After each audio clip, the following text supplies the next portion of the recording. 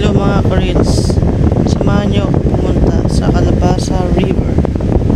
Kasalukuyan ako ay papakilot sa aking camera habang hinihintay ang order sa Jollibee. Dahil hindi pa kami natanghalian, biglaan dito na kami sa may Laon. Sa Laon na kami agad. Kami sa transition. Sa Ragusa hanggang Laon ay isang oras mahigit. Tapos Laon, tapos hanggang Gabaldo, bali 2 hours kami nagbiyahe.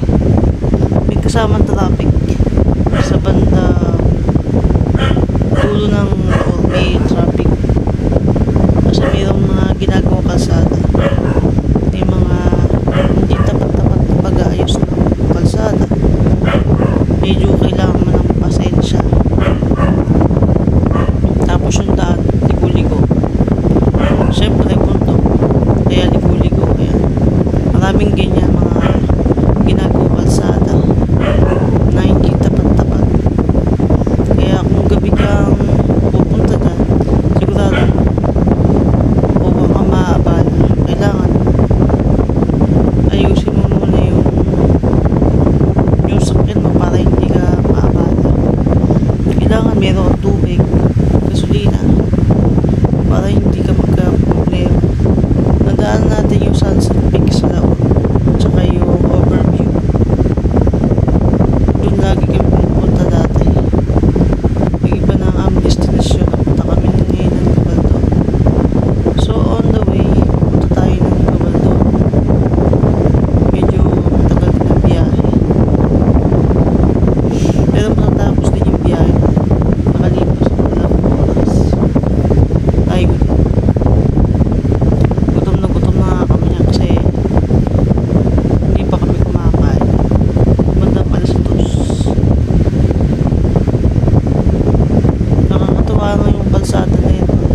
Parang ka nasa Japan. Very zigzag. Pero ang ganda ng view. Sa view panalo.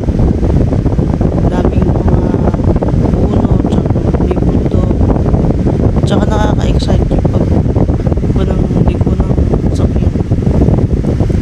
Masyadong malikot tapos pababa pataas. Kailangan professional ka magmamaneho. Pag hindi, ma-aksidente ka. Lalo pag gabi.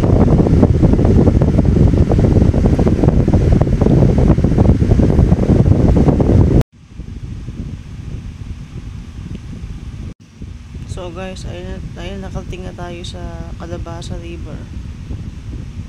Ayan, papasok na tayo. Pero sasalubong sa inyong sisingil ng environmental 10 peso. 500 pesos na kami cottage. 20. Marami kayong pamimilian, mga cottage.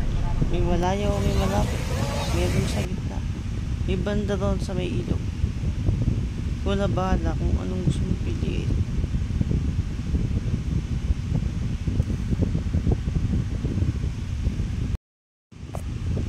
Guys, napakaganda ng Calabasa River. Malakas yung current nito. Kasi hapon na kami nagpunta. Mga 3 o'clock kami nakarating. Marami ring tao. Siguro meron ding mga 100 kaya. Dami, ang luwak. Ang ganda mo picture. Perfect. Parang paradise na. Parang sarap bumalik. Kaso hirap talagang mag-manage ng bata. Hirap. Sarap bumalik-balik dyan. Ang ganda ng view. Parang ka nasa ibang bansa. Napakaganda. Yung nga na problema, may kasama kang maliit na bata at matigas ang ulo, ang hirap pigilin. Hindi naman ako nag-swimming dyan. Ang dami kong susuot. Hindi ako nag-swimming, tinatamad ako.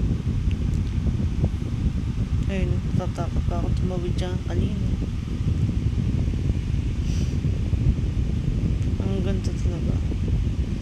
hindi ganun kalinis yung tubig, hindi mo pwede inumin.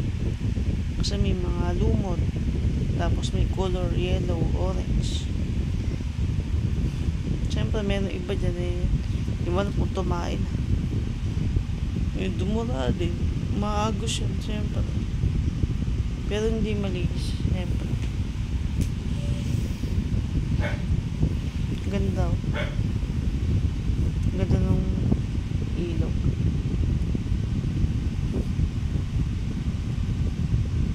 Mas maganda pala yung view pagka ano, yung dito sa may park. Pagpapasok ka pa lang, yung mga bundok, ang ganda ng pagka nagpakuha ka ng litrato. Yan yung picture namin, uuwi na kami. Yung sinasabi ko, yung view maganda. Kabilang pakit. Ang ganda. Thank you nga pala sa panonood. Ayan yung anak kong malikot na mahirap bawalin. Yan.